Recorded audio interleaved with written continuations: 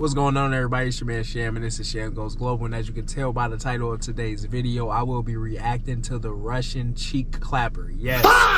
Man, I joke, but Watu Wangu Nico serious. All of my Kenyans out there, this is something that we really got to touch on because, man, it is crazy right now. It is crazy. I'm Russian. And before we get into today's video, make sure you guys hit that like button, hit that hype button, and also hit that subscribe button to join the Sham fam. And remember, fam means family.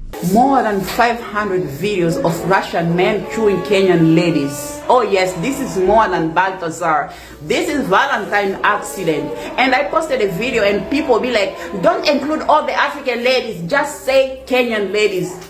Listen, this is to all the African ladies. Whatever they see a Mzungu, whatever they see a white man, they think that man got money, that man will get them out of poverty. Guys, 80% of those ladies are married women.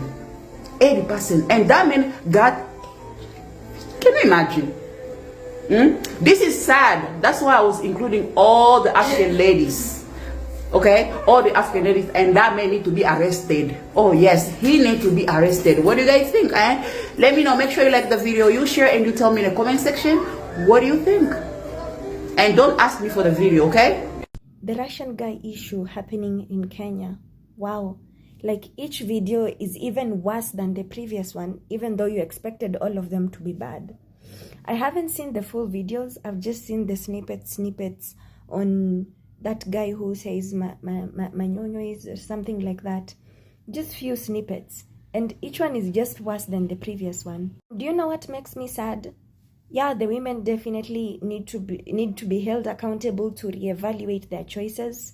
But this thing on social media that is happening, they're just being shamed, and it's now starting to be sad. And it's because it's barely just a few weeks where a woman was also posted on social media, and like it was very provocative content here in Nairobi, and it was handled by this guy who's usually on the county council, and now we have this. And I just want you to see the pattern of how we continuously do that to women. The women have to be held accountable for their choices, and definitely they have to reevaluate that. But why is it that in this particular case, it continues to happen? Like one video of a woman in a toa ingine kwa mtandao. Like it's just like that. When one goes, and it's because another one is trending. And I hope that when this wave is over, people can see this guy for whom he truly is. That's a predator. And like in predator psychology, if you just look at it, they choose places that have weak like economic status or have economic issues. That guy was in Thika Road. I don't know if he went to Kilimani and Runda and places like that. It was in Thika Road. They also pick places where they know that their skin is still seen as superior. So I have two ways that I view these videos, right? On one side, I understand it from being a man, right? You know, we got the urge that want women and, you know, maybe multiple women or multiple women at a time. You know, this is just a male instinct, right? I get that. But with this circumstance, it becomes an issue because just from history and what history has shown in Kenya when it comes to Mzungus, a lot of diseases, you know, a lot of predatory activity, a lot of, you know, beatings and stuff like that, and unalivings, all of that stuff typically happens when Mzungus deal with Kenyans. Now, you can correct me if I'm wrong in the comments. Just from my prior experiences of being in Kenya, I've been back and forth since 2023. You know, a lot of times when I see the dynamics, you know, a white guy and a black Kenyan or African black woman, whatever it may be, it's always just a kind of a weird dynamic, and I'm not going to lie. One thing I still don't understand, kwa story of the Russian guy, why was he making these women jump? Mbona alikuwa anawarukisha hivyo? I've watched some of the videos and mtu anakupeleka kwake alafu anakuambia uruke, wewe pia unaruka. I mean, that's not a red flag enough for you. Mbona unaruka? Mbona anakuambia uruke? Hata kama you're looking for love, ni mapenzi gani unaambiwa uruke hivyo? The first time unaenda kwake unaambiwa uruke. And all these ladies, when they went to these guys, because it was like a bed sitter or it was an Airbnb, I don't know what it was. huyu mtu mwenyewe hata kuna signs eti akona pesa. Mnaenda kwake, unapewa, sijui walikuwa wanapewa yogurt ama was it, wengine wanapewa maji like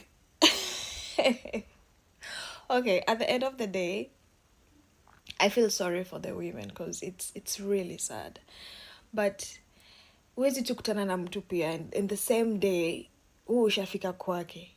Mbona?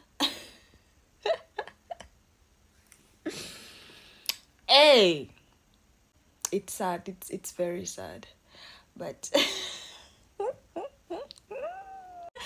poleni lakini it's really sad. I have a feeling not every woman he met said yes to him. Plus, you can just see the type of women he was approaching. He was just walking around, going to malls, someone who is selling something by the streets. Like, he knew who to target. Alikuwa anajua tu, huyu ni kimtarget, probably akona mashida za pesa. They will think life will change for them. I don't know. He knew who to target. Mbona hakuwa anaendea wanawake wako kwa ofisi doing their works in the offices? I think I only saw one woman who was working in a hotel, in an office, something of the sort. But he knew who to target. Alikuwa anajua tu huyu ni kimtarget. Probably hana pesa. Atadhani I will give her lots of money. Alikuwa anajua, but I'm so sure there are women who said no to him. And I just feel like when it comes to this Russian guy right here, he completely took advantage of being white. And you know, it's a certain stigma when it comes to being white. Like, all white is right.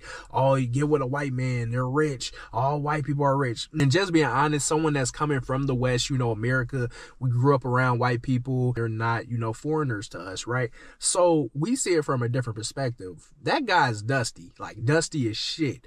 But the perception will make it seem like, oh, he might have some money, or, oh, he might have status. It's not like that at all. And I feel like he was exploiting, you know, being white out there in order to get all of those women.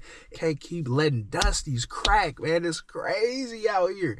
Then on top of that, just imagine the brothers that seeing this, and it might be their girlfriend. It might be their mom. Might be their sister. You know what I'm saying, man? That's a bad look all the way around the board. I really want to ask you guys, how do we move forward, you know, as a black race going forward? Because, you know, it happens in America as well. You know, a lot of black women sell themselves short to white guys just because they feel like it's a status upgrade. Yeah, man, let me know. And I don't have nothing against white people. Let me say that too before we end this off. Nothing against white people, but when it comes to, you know, predatory behavior and just, you know, weird stuff going on, I just cannot be in support of that, and I'm gonna always call it out. But with all that being said, it is your man Sham. This is Sham Goes Global. And before you go, make sure you guys hit that like button, hit that hype button, and hit that subscribe button. Join the Sham fam. And remember, fam means family. And until the next one, I'm gonna see y'all.